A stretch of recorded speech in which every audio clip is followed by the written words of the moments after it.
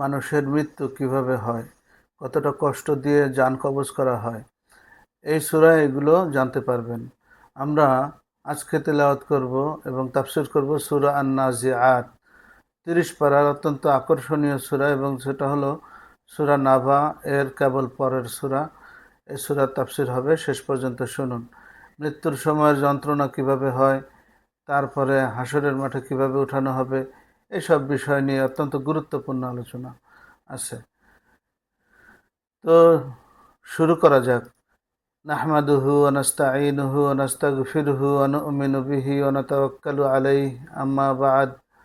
আল্লাহুম্মা সাল্লি আলা সাইয়্যিদিনা মাওলানা মুহাম্মাদ ওয়া আলা আলিহি ওয়া আসহাবিহি ওয়া বারাক ওয়া সাল্লাম।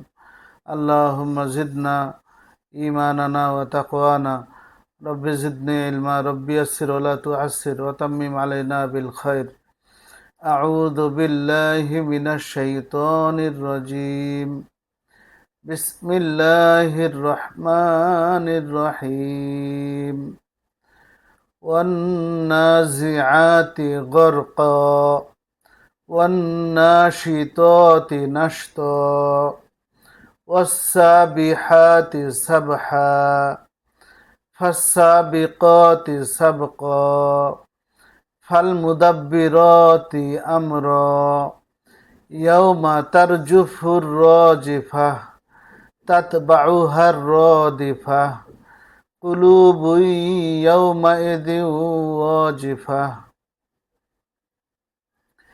আবসারুহা খাশিআহ ইয়াকুলুনা আইন্না লামারদুদুনা ফিল হাফিরাহ আইযা কুন্না ইযামান নাখিরাহ قالوا تلك إذا كرة خاسرة فإنما هي زجرة واحدة فإذا هم بالساهرة هل أتاك حديث موسى إذ ناداه ربه بالواد المقدس طوى اذهب إلى فرعون إنه طغى فقل هل لك إلى أن تزكى وأهديك إلى ربك فتخشى فأراه الآية الكبرى فكذب ثم أدبر يسعى فحشر فنادى فقال أنا ربكم الأعلى فأخذه الله نكال الآخرة والأولى إن في ذلك لعبرة لمن يخشى أأنتم أشد خلقا أم من السماء بناها رفع سمكها فسواها وأغطش ليلها وأخرج ضحاها والأرض بعد ذلك دحاها أخرج منها ماءها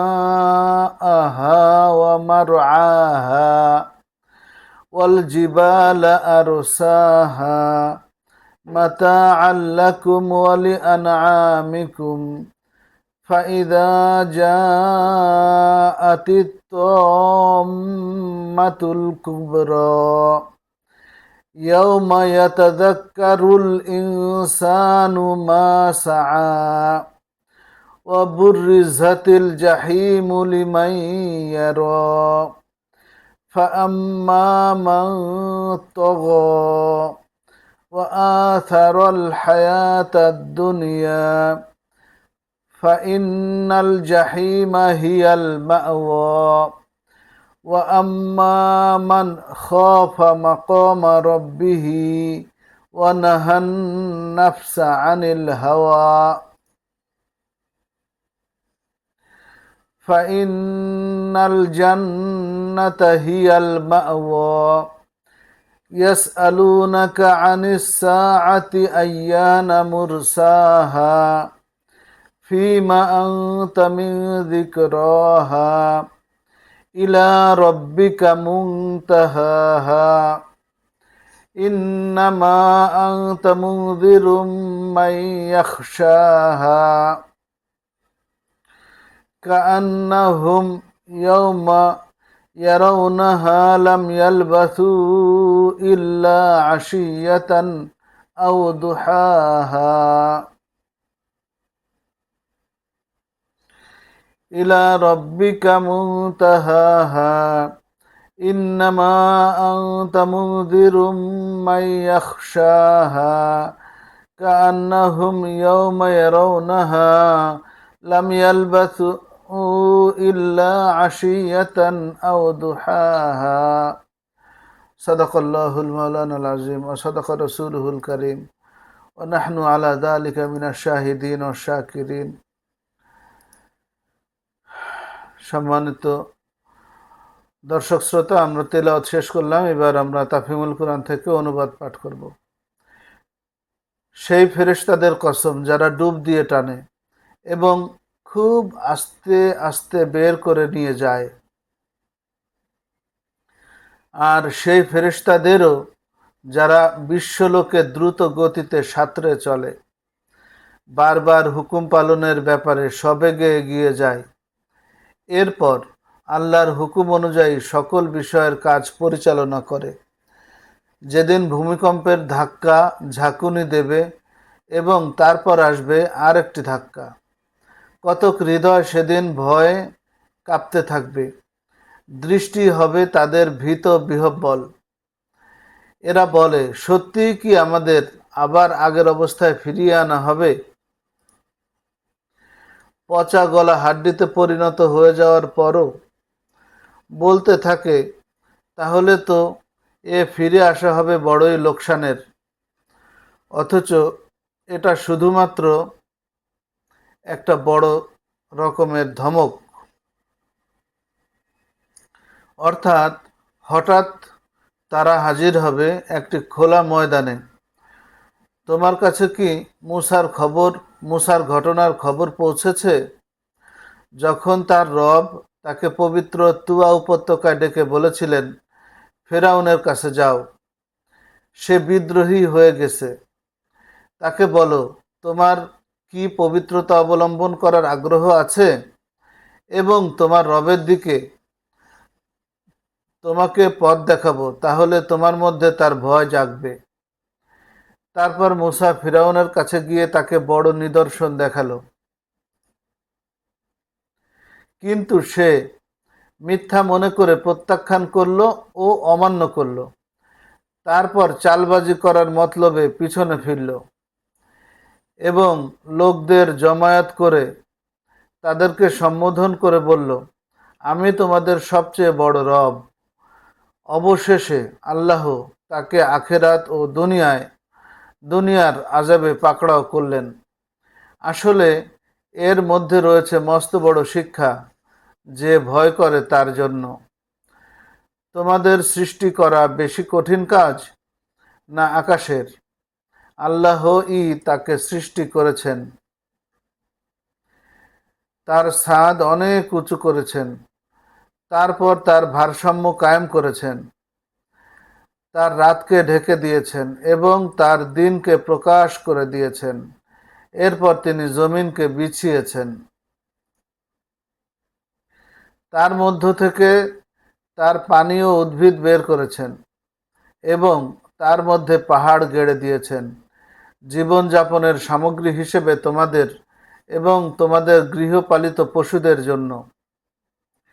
তারপর যখন মহা বিপর্যয় ঘটবে, যেদিন মানুষ নিজে যা কিছু করেছে তা সব স্মরণ করবে এবং প্রত্যেক দর্শনকারীর সামনে জাহান্নাম খুলে ধরা হবে, তখন যে ব্যক্তি সীমালঙ্ঘন করেছিল এবং দুনিয়ার জীবনকে বেশি ভালো মনে করে বেছে নিয়েছিল, জাহান্নামই হবে তার ঠিকানা। আর যে ব্যক্তি নিজের রবের সামনে এসে দাঁড়াবার ব্যাপারে ভীত ছিল এবং নফসকে খারাপ কামনা থেকে বিরত রেখেছিল, তার ঠিকানা হবে জান্নাত। এরা তোমাকে জিজ্ঞেস করছে সেই সময়টি কিয়ামত কখন আসবে। সেই সময়টি বলার সাথে তোমার সম্পর্ক কি? এর জ্ঞান তো আল্লাহ পর্যন্তই শেষ। তার ভয়ে ভীত এমন প্রত্যেক ব্যক্তিকে সতর্ক করাই শুধুমাত্র তোমার দায়িত্ব। যেদিন এরা তা দেখে নেবে, সেদিন এরা অনুভব করবে যেন এরা দুনিয়ায় অথবা মৃত অবস্থায় এক দিন বিকালে বা সকালে অবস্থান করেছে মাত্র। আমান্তবিল্লাহ। সূরাটির অনুবাদ শেষ হলো। সম্মানিত দর্শক শ্রোতা, আসসালামু আলাইকুম ওয়া রাহমাতুল্লাহি ওয়া বারাকাতুহু। সবাইকে অসংখ্য ধন্যবাদ জানাচ্ছি আমাদের নিয়মিত তাফসির প্রোগ্রামের অংশগ্রহণ করার জন্য। আমাদের তাফসির নিয়মিত হচ্ছে এবং আপনাদের সকলের অংশগ্রহণে এটা আরও বেশি প্রাণবন্ত হচ্ছে। সবাই একটু চেষ্টা করবেন যেন আমরা এটা সাবস্ক্রাইব করি চ্যানেলটি, এবং নিয়মিত লাইক করবেন, শেয়ার করবেন, পাশাপাশি অন্যদেরকে উৎসাহিত করবেন যেন আমাদের তাফসির অংশগ্রহণ করে। সাদকায়ে জারিয়া হবে। তো আজকের সূরার নাম হলো আন-নাজিআত। নাজিআত শব্দটি এই সূরার প্রথম আয়াত থেকে গ্রহণ করা হয়েছে। তো নাজিআত হলো ফেরেশতাদের একটি দল, যারা নাজিআত শব্দটি নাজাআ ইয়ানজাউ থেকে এসছে। নাজিউন মানে হলো টেনে ছিঁড়ে হেঁচড়ে টেনে নিয়ে যায়। নাজা মানে ছাড়ানো হয়। ছাগল গরু জবাই দেওয়ার পরে তাদের যে চামড়া ছাড়ানো হয় এটাকে নাজা বলা হয়। এই সূরাটি নাজিল হয়েছে মক্কার জীবনে এবং এখানে উপজীব্য হয়ে তুলে ধরা হয়েছে আখিরাতের জীবন। পুনরুত্থান জীবনকে মক্কার মুশরিকেরা পুনরুত্থানের উপরে বিশ্বাস করত না। এই কারণে এই সূরাটি তাদের ঈমানকে পাকাপোক্ত করার জন্য আখিরাতকে তুলে ধরা হয়েছে। এবং কুরআন সম্পর্কে বলা হয়েছে যে এটা হলো একটা স্মরণিকা, মানুষকে স্মরণ করিয়ে দেয়া। রসুলকে বলা হয়েছে যে আপনি স্মরণ করে দেওয়ার দায়িত্ব। এবং ফেরাউন উদ্ধত ছিল, তার গল্পটাও তুলে ধরা হয়েছে। তো আসা যাক মৃত্যুর ব্যাপারে। মৃত্যুর সময় যে ফেরেশতারা নাজিল হয় তাদের কসম করা হয়েছে এই সূরায় প্রথমে। ওয়ান্নাজিআতি গরকা, ও কসমিয়া, যেখানে কসমের জন্য ওকে ব্যবহার করা হয়েছে। আন্নাজিআতি গরকা, ডুব দিয়ে যারা টেনে আনে। এখানে ফেরেশতাদের কসম করা হয়েছে যারা মানুষের শরীরের ভিতরে ডুব দেয় এবং তার রুহুকে টেনে বের করে আনে মৃত্যুর সময়। ওয়ান্নাশিতাতি নাশতা। এবার হলো আরও একটি গ্রুপের ফেরেশতা, তাদের ব্যাপারে আল্লাহ কসম খাচ্ছেন। সেই গ্রুপের ফেরেশতা হলো যারা আস্তে আস্তে রুহকে বের করে। মানুষের মৃত্যুর সময়ে যারা ঈমানদার তাদের জন্য আল্লাহ রাব্বুল ইজ্জতের পক্ষ থেকে স্পেশাল সুসংবাদ বহনকারী ফেরেশতা নাজিল হয় এবং তাদেরকে সালাম করে এবং বলে যে আপনার প্রতি আল্লাহর শান্তি বর্ষিত হোক, আপনি দুশ্চিন্তা করবেন না, ভবিষ্যৎ নিয়েও না আর অতীত জীবনেও না। পৃথিবীতে যাদেরকে ছেড়ে আসছেন তাদেরকে নিয়েও টেনশন করার কিছু নাই। আল্লাহ রাব্বুল ইজ্জত তাদেরকে ভালো রাখবেন, আপনি চলে আসেন। এইভাবে আস্তে আস্তে করে তার রূহকে বের করে আরামের সাথে এই বান্দা ঘুমিয়ে পড়ে। তো এমন মৃত্যু আপনার আমার প্রত্যেকের প্রত্যাশা। আল্লাহ রাব্বুল ইজ্জত আমাদের সকলকে আমল করার তৌফিক দান করুন, ঈমানের সাথে অত্যন্ত আনন্দের সাথে মৃত্যুবরণ করার সুযোগ তৈরি করে দেন। এরপরে রয়েছে ওয়াসসাবিহাতি সাবহা। আর সেই ফেরেশতাদেরও কসম যারা নবমণ্ডলের আসমানের এ মাথা ও মাথায় সাঁতরিয়ে বেড়ায়। মজার ব্যাপার হলো, অবজারভেবল ইউনিভার্স বর্তমানে বিজ্ঞান যতটুকু আবিষ্কার করছে সেটা 93 বিলিয়ন আলোকবর্ষ এর ব্যাপ্তি। এর এক মাথা থেকে অন্য মাথায় যাওয়া এত কঠিন, মানুষের পক্ষে কখনোই সম্ভব নয়। আর ফেরেশতারা এই আসমান জমিন মুহূর্তের ভিতরে সাঁতরিয়ে সাঁতরিয়ে চলে আসে এবং আল্লাহর যে কাজগুলো রয়েছে সেগুলো করে। এই ফেরেশতাদের কসম কাটা হয়েছে। ফাসসাবিকাতি সাবক, এবং বারবার হুকুম পালনের ব্যাপারে যারা এগিয়ে যায়। সবক মানে শিক্ষা গ্রহণের পাঠ, এক পাতা থেকে আরেক পাতায় চলে যাওয়া। এইটা হলো সাবিকাতি সাবক, যারা কাজ করে দ্রুত এগিয়ে যায়, তাদেরও কসম। ফাল মুদাব্বিরাতি আমরা, এরপরে হলো আরও একটি গ্রুপের কসম, যারা আমর মানে আদেশ, আবার সাবজেক্ট বিষয়, আল্লাহর আদেশ পালন করে, আল্লাহর দিয়ে দেওয়া বিষয়গুলোকে তারা কমপ্লিট করে। যেমন বৃষ্টি পরিচালনা করা, যেমন কার পেটের ভিতরে কি বাচ্চা ঢুকলো তার তাকদির লিখে দেয়া, কার মৃত্যু হবে সে মৃত্যুর কাজটাকে কমপ্লিট করা, যে কৃষক তার বীজ বপন করেছে তার বীজকে অঙ্কুরোদ্গম করা, এ সমস্ত নানান কাজ। পৃথিবীর প্রত্যেকটি বালুকণার কচকচ শব্দ পর্যন্ত আল্লাহর কানে যায়, আর ফেরেশতাদের মাধ্যমে এইসব কাজ সম্পাদিত হয়। কোন গাছে পাতা হবে, কোন গাছে ফুল হবে, কোন গাছে ফল হবে, কোন পাখি কি খাবে, এসব দায়িত্ব আল্লাহর নিজ জিম্মায় চলে। এবং এসব হুকুম, এসব আমল, এ সমস্ত বিষয় পালনকারী ফেরেশতা দলের কসম। পরবর্তী আয়াত, ইয়াউমা তারজুফুর রাজিফা, যেদিন ভূমিকম্পের ধাক্কা ঝাঁকুনি দেবে। দেখুন, কিয়ামতের ব্যাপারে এই 30 পারার অনেকগুলো সূরায় আমরা ইতিমধ্যে আলোচনা করেছি। তো কিয়ামতের প্রথম দুটো পার্ট হবে। একটি পার্ট হবে হলো প্রথম সিঙ্গা ফুৎকার, তখন পৃথিবীর সব কিছু ভেঙে চুরে এলোমেলো হয়ে ধ্বংস হয়ে যাবে। আর দ্বিতীয় ফুৎকারে সব কিছু আবার জীবিত হয়ে উঠবে এবং হাসরের মাঠে আল্লাহর কাছে যায় হাজির হবে। তো প্রথম ফুৎকার যখন হবে তখন কি হবে? তখন একটি মৃদু ছন্দ, একটি সুরেলা কণ্ঠ আমরা শুনতে পাবো। পৃথিবীর এ মাথা ও মাথা সব মানুষ পাগল হয়ে শুনবে, এবং তারপর পৃথিবী কাঁপতে থাকবে, মাটি কাঁপবে, আসমান কাঁপবে, এবং পাহাড় পর্বত সব ভেঙে চুরে একাকিত্ব হয়ে যাবে। তো ওই দিনের ভূমিকম্পের কথা আল্লাহ রাব্বুল ইজ্জত এখানে বলছেন, ইয়াউমা তারজুফুর রাজিফা, সেদিন একটি ভূমিকম্পের আঘাত এসে পড়বে। এরপরে পরবর্তী আয়াতে বলছেন যে তাতবাউহার রাদিফা, তারপর আফটার শক হবে।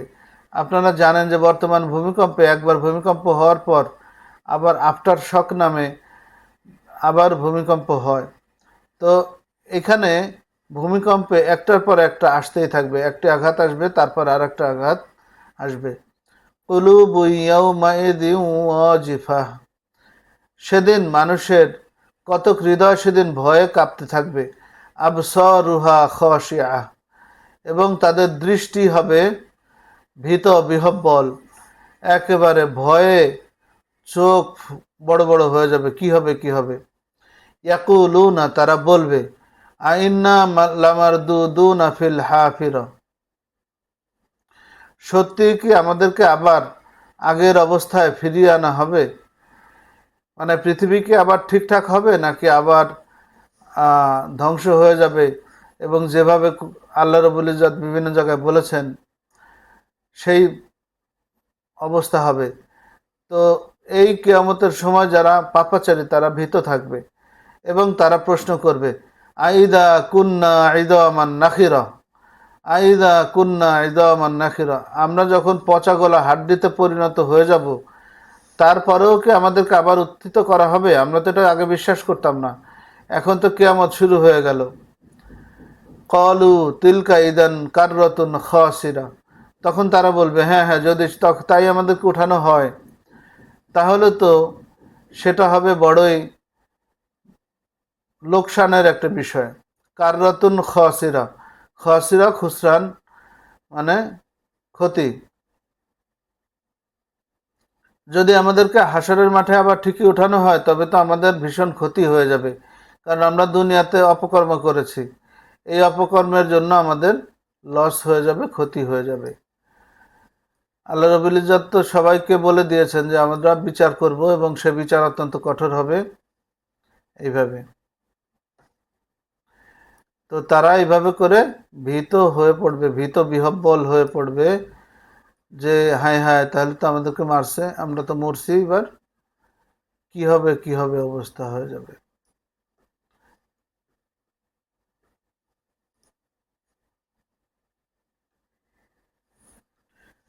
আল্লাহু আকবার।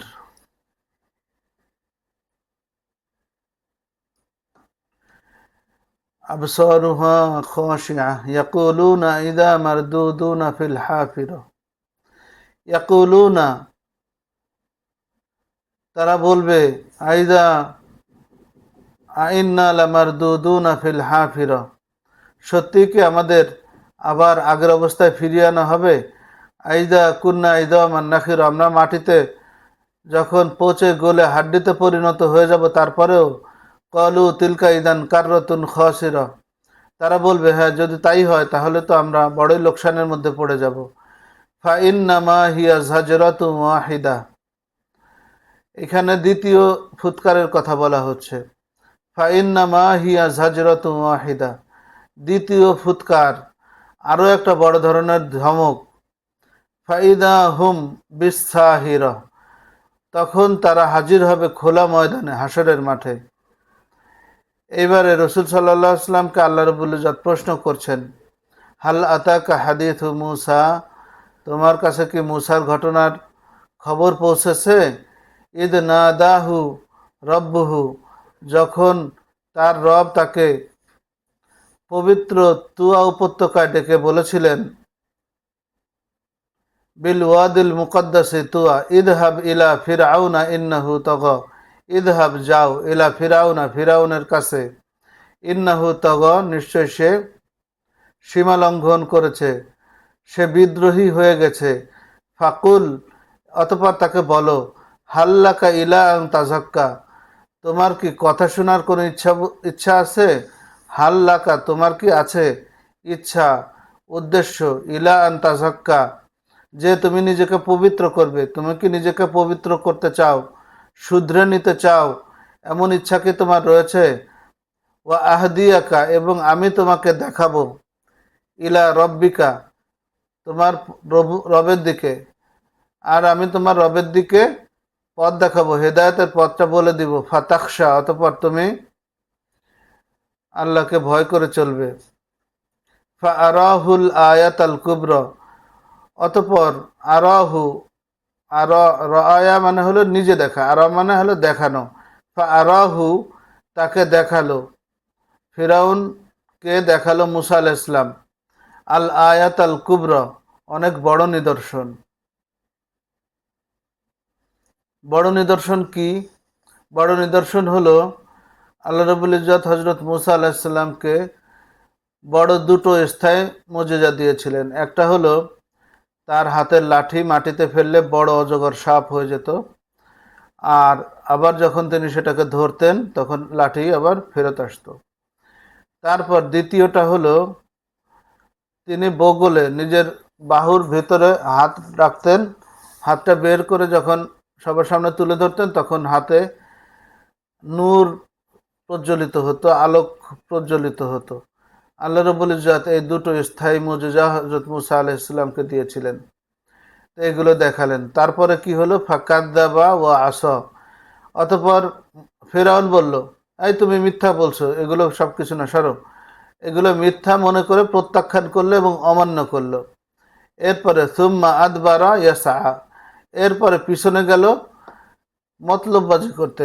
কিভাবে ফেরাউন যে মুসা আলাইহিস সালামকে ঠকাবে সেই বুদ্ধি করার জন্য। ফা হাসারা ফা নাদা, অতঃপর লোক জমা করলো, হাসর করলো। হাসর আমরা যে হাসর বলি হলো আল্লাহ বিচারের জন্য মানুষকে পরকালে ডাকবে, সেটা হলো হাসর। আর এখানে এই হাসর হলো ফেরাউন লোকদেরকে হাসর করলো, একটি মাঠে ময়দানে জমা করলো। ফানা দেওয়া, অতঃপর আহ্বান করলো, সম্বোধন করলো সবাইকে, ভাষণ দিল। কি ভাষণ দিল? ফাকালা, অতঃপর সে বলল, আনা রব্বুকুমুল আলা, আমি তোমাদের সবার অত্যন্ত বড় রব, সবচেয়ে বড় রব। কত বড় বেয়াদব, চিন্তা করেন। ফা আখাযাহুল্লাহু, অতঃপর আল্লাহ তাকে ধরলেন। আখাযাহু, আল্লাহ ধরলেন। ফা আখাযাহুল্লাহু, আল্লাহ ধরলেন তাকে। নাকালাল আখিরাতি ওয়াল উলা, দুনিয়া এবং আখিরাতে নাকাল করে দিলেন তাকে, শাস্তিতে আবদ্ধ করে দিলেন, আযাবে পাকড়াও করলেন। ইন্না ফি যালিকা লাইবরাতান, নিশ্চয় ইহার মধ্যে রয়েছে ইবরাতান, ইবরাতুন মানে শিক্ষা, লিমাই ইয়াকশা, যে আল্লাহকে ভয় করে চলতে চায়। লিমাই ইয়াকশা, যে ভয় করে তার জন্য শিক্ষা আছে, যে ভয় করে না তার জন্য শিক্ষা কি আর। আআনতুম আশাদ্দু খালকান আমিস সামাউ বানাহা, আল্লাহ বলছেন এবার মানুষকে সম্বোধন করে, তোমাদের সৃষ্টি করা বেশি কঠিন কাজ না আকাশের সৃষ্টি করা, যেটা আমি ইতিমধ্যে তৈরি করেছি। বানাহা, আল্লাহই তাকে সৃষ্টি করেছেন। রফা সামকাহা ফাসাওয়াহা, রফা মানে উঁচু করেছেন, সামকাহা মানে আকাশ, আকাশের ছাদকে তিনি উঁচু করেছেন। ফাসাওয়াহা, অতঃপর তাকে ভারসাম্যপূর্ণ করেছেন, ওয়েল ব্যালেন্সড করেছেন। আজকের বিজ্ঞানীরা এই জিনিসটা দেখতে পাচ্ছে যে চাঁদ সূর্য কত সুন্দর করে তার গমনাগমন করছে। মানুষের উপরে, মাথার উপরে আল্লাহ এত সুন্দর একটি ছাদ দিয়েছেন, ওজোন স্তর দিয়েছেন, সেখানে সূর্যের আলো, যে দুষ্টু আলো আছে, যেগুলো ক্ষতিকারক আলো আছে, সেগুলোকে ছেকে ছেকে পৃথিবীতে আল্লাহ পাঠিয়েছেন। ও আগতশা লাইলাহা, আর পৃথিবীর রাতকে তিনি অন্ধকার দিয়ে ঢেকে দিয়েছেন। ও আখরজা দুহাহা, এবং সেই অন্ধকারের ভিতর থেকে বের করেছেন দিনের আলো, দিনের দিবাভাগের আলোক বের করেছেন। ওয়াল আরদ বা'দা যালিকা দাহাহা, ওয়াল আরদ, এরপরে হলো মাটি, জমিন, বা'দা যালিকা, আসমানের পরে, দাহাহা, তিনি বিছিয়ে দিয়েছেন। দেখুন এখানে কিন্তু বিজ্ঞানীদের অনেক কথাবার্তা আছে, আকাশ আগে না জমিন আগে। এখানে কিন্তু আল্লাহ রব্বুল ইজ্জত আগে আকাশ পরে জমিনের কথা এখানে তুলে ধরলেন। এ ব্যাপারে যারা অ্যাস্ট্রোনমিস্ট রয়েছেন, মহাকাশ বিজ্ঞান নিয়ে কাজ করেন, তাদের জন্য কিছু শিক্ষা থাকতে পারে, আছে বলে আশা করি। আখরজা মিনহা মা আহা, আখরজা মিনহা মিনাল আরদি, মাটি থেকে তিনি বের করলেন, মা আহা, তার পানি, ওয়া মার আহা, এবং তার উদ্ভিদ।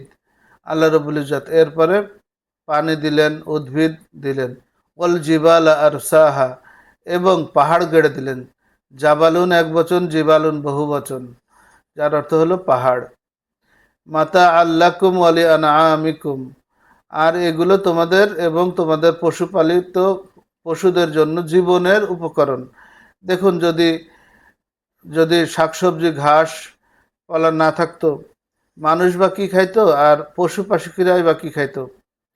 ফাইদা জাআতি তাম্মাতুল কুবরা, অতঃপর যখন আসবে তাম্মাতুল কুবরা, মহা বিপর্যয়, কুবরা মানে বড়, ফুলা ওজনে, আর তাম্মা হলো বিপদ, মহা বিপদ যখন আসবে।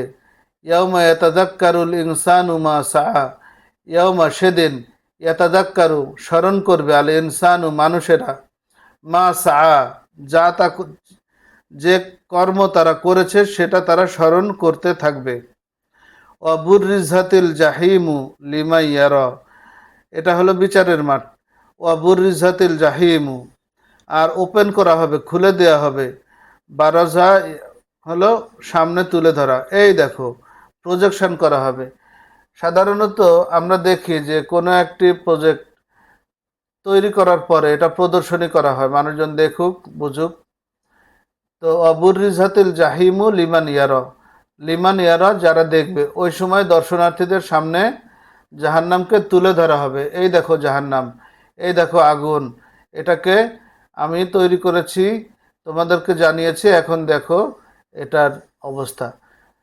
তো মানুষ সেদিন কি হবে এরপরে দেখেন, ফাআম্মা মান তাগা, তখন যে ব্যক্তি সীমালঙ্ঘন করেছিল তার অবস্থা কি হবে, ও আথারাল হায়াত দুনিয়া, আর যে দুনিয়ার জীবন তার উপর, এবং দুনিয়ার জীবন যে লোকের মনের উপরে বসেছিল, আসর ফেলেছিল, বেশি ভালোবেসেছিল, ফাইন্নাল জাহিমা হিয়াল মাওয়া, জাহান্নামি হবে তার ঠিকানা। ফা অতঃপর ইন্না, নিশ্চয়, আল জাহিমা জাহান্নাম, আগুন, কঠিন আগুন, হিয়াল মাওয়া, সেটা হবে তার ঠিকানা, তার আবাসস্থান।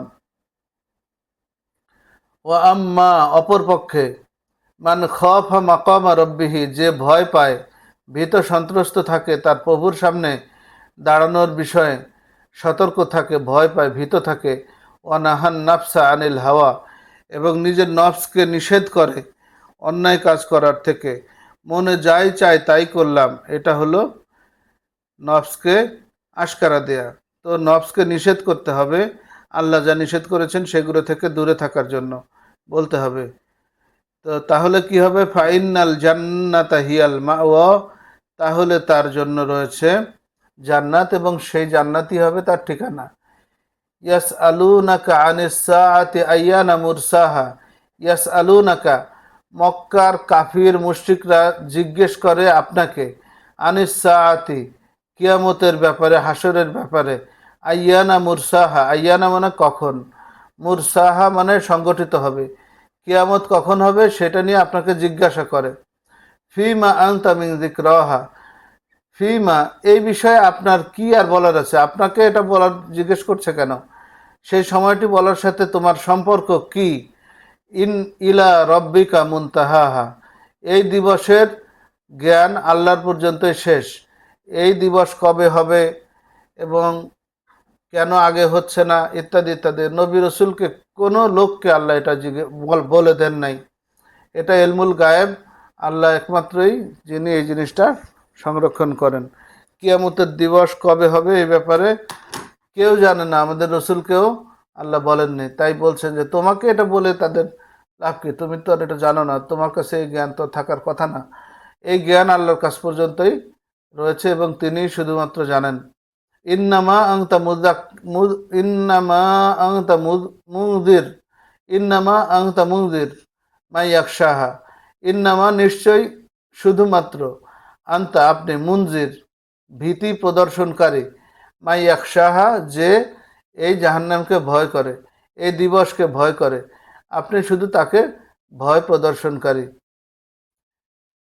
কান্নাহুম, যেন তারা, ইয়াউমা ইয়ারাউনাহা, যেদিন এটাকে দেখবে, লাম ইয়ালবাসু ইল্লা আশিয়াতান আও দুহাহা, তখন তারা মনে করবে যে দুনিয়াতে তারা এক বিকাল অথবা এক দুপুর মাত্র বেঁচে ছিল, এর চেয়ে আর বেশি তারা বেঁচে ছিল না। সূরাটা বেশ বড়, 46টি আয়াত শেষ হলো। আমরা এখান থেকে আখিরাতের ব্যাপারে সচেতন থাকব। কোরআন আমাদেরকে পরিষ্কারভাবে জিনিসটা জানিয়ে দিচ্ছে, মৃত্যু থেকে হাসর পর্যন্ত পুরো ঘটনার বিবরণ এখানে আমরা পেলাম। আমরা আল্লাহর সামনে সম্মানের সাথে উঠতে চাই, এ কারণে আমরা আমাদের নফসকে অন্যায় কাজ থেকে বিরত রাখব। এটাই হলো আমাদের আজকের এই সূরার সামগ্রিকভাবে শিক্ষা। আল্লাহ আমাদের সকলকে তৌফিক দান করুন। আল্লাহ হাফেজ। আসসালামু আলাইকুম ওয়া রাহমাতুল্লাহি ওয়া বারাকাতুহু।